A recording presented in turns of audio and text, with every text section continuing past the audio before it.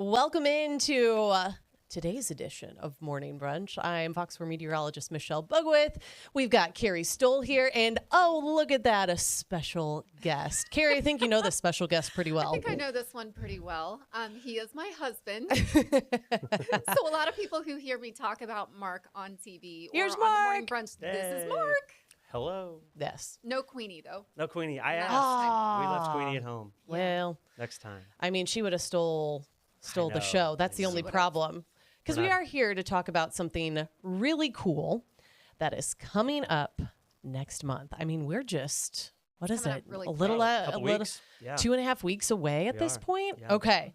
So let's first and foremost introduce you as a YMCA board member. Yeah, Okay. thank So you. we're going to be talking about YMCA this morning.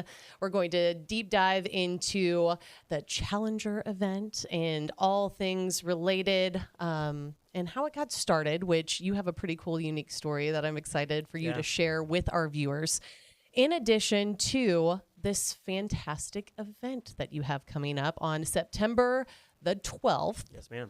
And it's from 3 to 6 p.m. We'll get into all of those details. It's going to look a little different than previous year's events as well. So let's first and foremost start, Mark, with your college.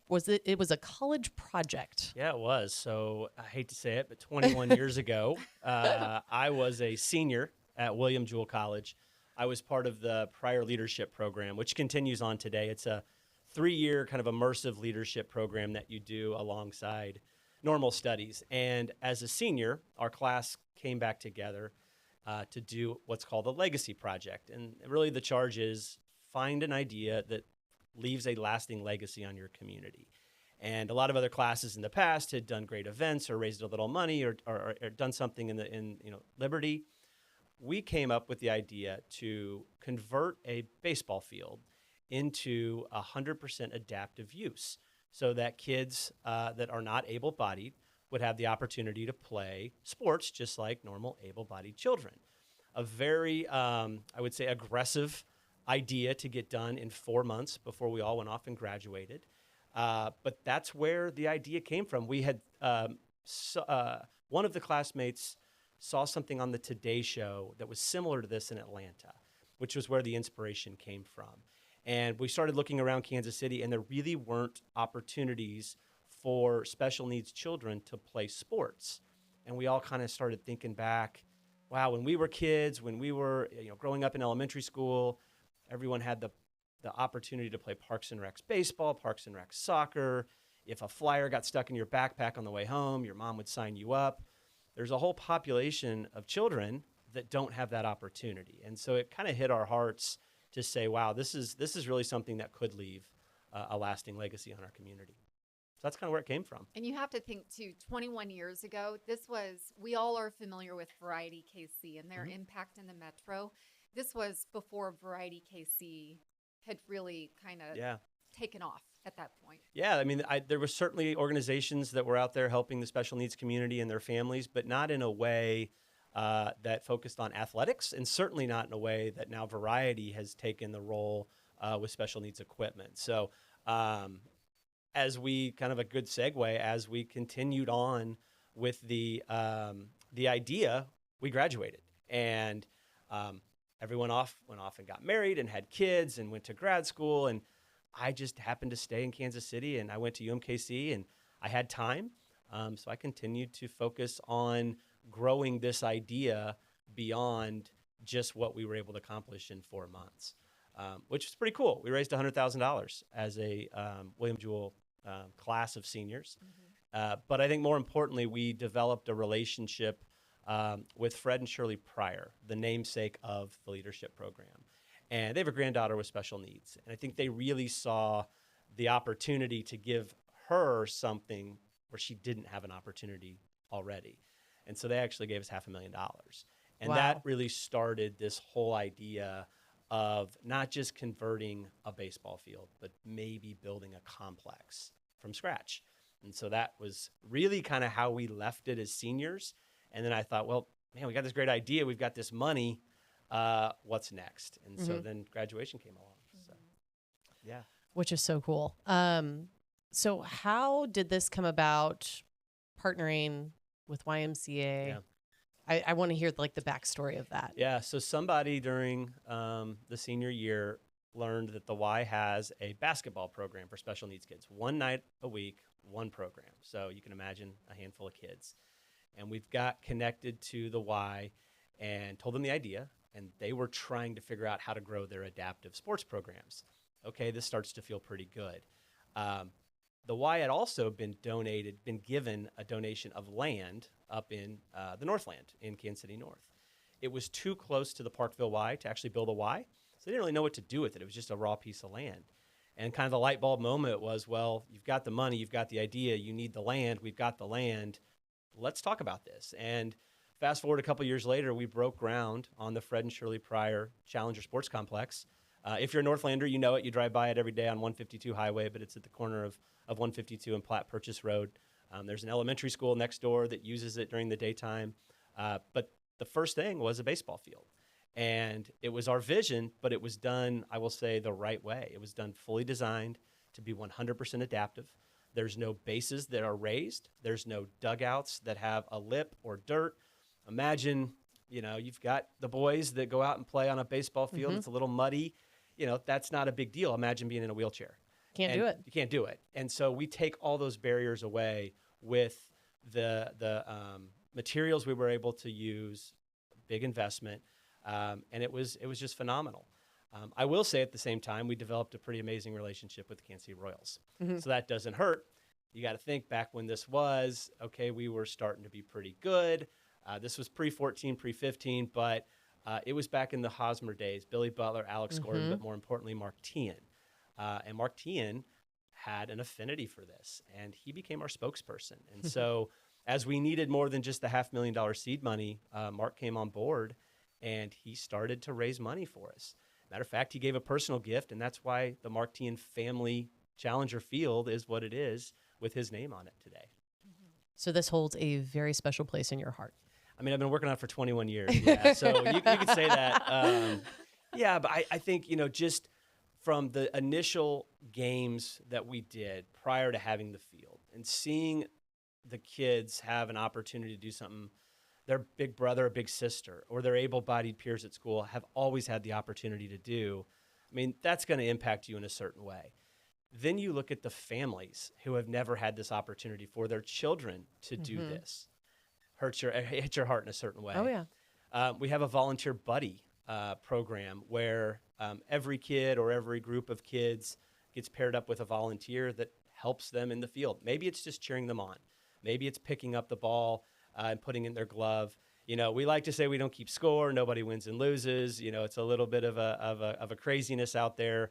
I'm not sure when innings start and end. Everyone gets to bat. It's that kind of thing. But it's pretty amazing to watch because it's just kids out there having fun, and that's really what it's all about, giving everybody the opportunity to do it. Yeah. So, yeah. Absolutely. That's definitely something very special to probably have watched grow and expand over the years, and to think that all started with a project. Yeah, it started with watching a Today Show segment sitting in a classroom at William Jewell. And what was also cool is, you get the Royals on board. That's exciting. Then Trent Green comes along, and he's interested. And Trent's got, he's got sports in his background, and he's got kids, and he saw this need. And so the Trent Green family flag football field was born. And so now we're not just a baseball field, we're a complex because we've got 2 fields that we're now funding and building. My mom is an American Family Insurance agent. She heard about this. Her managers heard about this. American Family starts to get interested. So they gave us a couple $100,000, and that started the American Family Insurance soccer field. Oh, so cool. now we've got a complex, and it's 100% adaptive. But as we, with the boys, and we know from just growing up, it's not just a complex if you've got fields. So we needed concession stands, and we needed playgrounds. And so we continued to raise money, and I did what we think is the first fully adaptive playground at the Challenger complex. The restrooms are 100% adaptive. The changing tables are made for families with special needs. The concession stands are made for any ability. So now you've got the first fully inclusive complex for sports. And I always used to say it just gives a special needs child the Saturday morning experience that we all had growing up and took for granted. That they deserve too. That they deserve, and, Yep. and it just wasn't available in Kansas City. So that's the complex as it sits today. Gosh, we were going to convert one baseball field, hopefully to find a park and rec, and now we've done this. We started out in the first few years, we had 92 athletes playing at 2 locations, which was pretty phenomenal. Just actually see the kids play. Just fast forward maybe 20 years later, I've got some stats. We're at 3 geographic regions across the metro. Okay. We have 7 seasons. We serve over 800 Challenger athletes. Wow. 350 volunteer buddies and coaches.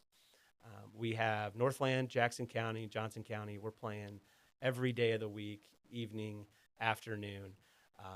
It's flag football, it's young adult bowling, it's basketball, it's swim lessons. Imagine special needs kids need a little extra attention when it comes to learning how to swim. And the Y is the home for swim lessons in Kansas City. It should be the home for all. And so we provide swim lessons as part of Challenger. And then what's cool is we had all these kids that were kids, and they've grown up, right? 20 years later, they've grown up. They're young adults.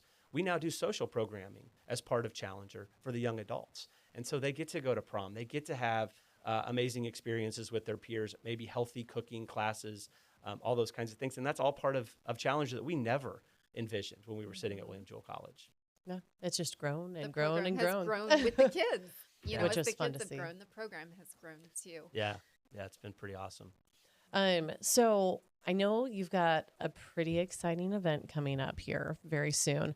Before we jump into that, let's talk about what it looked like prior to this year, because this year's the 20th anniversary year. Yeah. It's special. You're doing something a little bit different, and we're going to take a break and then come back and talk all about Love to. Cause for Celebration. Love to. But what did this event look like prior to the 20th year? Yeah, so when you have a program, you have to raise money. Yep. And we try to make sure money is not a barrier to anyone participating. And we do have program fees. They're very minimal, but some families, especially with the extra cost of having a special needs child, it's just not doable. And we wanted to take that barrier away. So we came up with a fundraiser, and with the Kansas City Royals, they actually said, let's do a fashion show. And I mean, literally, this was Mark Tian, this was Billy Butler, Eric Hosmer, those guys coming together and supporting our program. And they came up with a fashion show. And we had some great volunteers that helped with that. And Kerri, I think did you go to a fashion show or two? I've been to a few different fashion shows with you. So we've I done like think 15 the last of them. one I went to, Bogowith Jr. was walking the runway. go. And it was his rookie year. So who No one would have knew known about- at that? Who would have known at that point that this kid at the Yeah. time was going to explode the way that he has? But it was such a cool event, and we did it for so many years. It just got to the point where we needed to kind of reinvent. Just wanted a refresher. It's a refresher. Yeah. And as the event evolved, yes, Bobby Witt, but it wasn't all the Royals. No. We started featuring the Challenger athletes, and I think you were there. Yes, it was the athletes who would take part in it, and sometimes they would team up with an athlete, and sometimes they were like, "I'm walking this runway by myself." That was always fun to see too. Yeah, all the confidence. And so, like Mark said, it started with the Royals, but it really expanded to you would see Chiefs players, you would see KC Current players. You would. I mean, it just across the board, athletes across the metro wanted to be a part of this. And then, of course, the kids, to me, that was the best part. Absolutely. I mean, so I think the athletes are cool, but the kids were really fun to watch. And I think what we saw from that is, while it's really cool to see professional athletes out there, it was so much fun to see these Challenger athletes out there having a moment. And so what we're going to talk about after the break is a reinventing of our signature event where the Challenger athletes are the stars of the show. Remind me, because you mentioned coming out on stage, remind me to talk about Cade Hudler. Yeah. And we'll talk about Rex, but I don't want to forget to talk about Cade. He's our superstar, and we'll get to that with the. And they're both going to be at the They event. will absolutely be there. Among others. Among others. Yes. And we can talk about that too. Yes. So, all right, stick around. Morning Brunch will be back right after this short break. All right, guys, welcome back from break. We continue our conversation here with Mark Moberly. We've got Kerri Stowell in the house, and we've been talking about the YMCA of Greater Kansas City, the big 20th celebration year for Cause for Celebration. Now that we kind of have the background and just kind of the history of how things evolved. Mark, let's talk about this very special event that you and Kerri kind of also play a pretty significant role in as well, being co-chairs. Yeah. So talk a little bit about what we're doing here for the 20th year. Yeah. So I'd mentioned, we did the fashion show. We did it for several years. It needed a little reinvention. Took a break last year. It was the YMCA's 165th year of being existing in Kansas City. So we celebrated with a birthday party. And so the 165th happened. We took that time to kind of say, what is the next evolution of the Challenger fundraiser event? And again, Kerri, as you said, like the kids were the star of the show. Mm-hmm. Let's feature the kids. And so what we'll be doing on September 12th is having I'll call it a Savannah Bananas style Challenger baseball game. We're actually going to do 2 games. It's going to be at the Urban Youth Academy over in 18th and Vine. So, kind of looking back to our Royals partnership and what they've invested in that area. We will have the first game. We're going to dub it the All-Star Game. And these are the kids that have been with us for decades, really. Some of them 15 years plus. We have 20 athletes are going to play in our All-Star Game. And 11 of those have been with us since 2010 or before, which I think is just amazing that we have that kind of retention with our athletes and families. So we'll have the All-Star Game. The second game is going to be the Futures Game. These are the athletes that have maybe only been with us for a handful of years. I see you pulling up our ball cards here. The ball These are cards the cutest. Yeah. I love their pictures, and I love how excited they are just to be a part of this. Gosh, here, just the legends. All these kids, I mean, have known them, have known their families. I mean, for 10 years, I see Abby on here. Her dad, Josh, has been with us and still a great supporter. Max is on here. Max has been with us from the beginning. What a cool thing to have a ball card. No kidding. Icons. And so it's the legends versus so cool. the icons for the first game. Cute. Yes. They just look so excited. Uh-huh. Oh. And you see Kate on there. Mm-hmm. There's Cade, yeah. So we'll talk about Cade real quick. He's the star of the show, I think, wherever he goes. And I was like, right here. Right here. That's him. Well, he's got the microphone in his hand. There you go. I think he's going to help us sing maybe the national anthem. And getting that guy off stage during the fashion show, good luck. No, and then once he gets on the stage, Right. the stage is his. Right. And then you remember who his So dad cute. is, and it makes perfect sense. Right. Right. So Apple doesn't fall very far on that personality. And so for those who don't know, his dad is Rex Hudler. Yes. Thank you. Yes. Thank you. So they're both big personalities. Yeah. And so while the games are going on, Rex is going to be a play-by-play along with Nick Vassos has agreed to come out and assist on the field. Yeah. Help the kids, liven up the crowd. And really what this is about and what I want to take the opportunity is invite the community to join us because Savannah Bananas are fun because of the crowd. Yes. All-Star games are fun because of the Absolutely. crowd. We're trying to give these athletes the opportunity to feel that environment. Mm-hmm. And that only works when we fill the stadium up. And so while we have some phenomenal sponsors, and for those that go on the website, they can scroll down and see Van Trust coming in as our presenting sponsor, Hallmark, Garney, great Kansas City companies. Mm-hmm. We've got the opportunity to buy a ticket. If you just want to buy a single ticket, it's $100 to come out and join us. And not only will that get you access to both of our games, we're actually going to have a little reception, post-game press conference. At the coolest place you could have it. Imagine this. You get to walk off the field, go over to the Negro Leagues Baseball Museum, sit and have a post-game press conference with Rex Hudler and Nick Vassos. Like, that's pretty cool for the athletes, but I think it's even a cool opportunity for someone to come and just be a part of that and support the cause all at the same time. So that's what the event is. It's an opportunity to celebrate our Challenger athletes, to celebrate 20 years of the program, and trying to raise money to ensure it goes on another 20 plus years in the future. So we're real excited, and lots of great committee, lots of great ideas. We'll have the opportunity to donate a little bit more money, but we've got some special things in store there. I think we had a suite donated to something at T-Mobile. I know Margaritaville, Kansas City, which I'm involved in, has given a pretty nice package.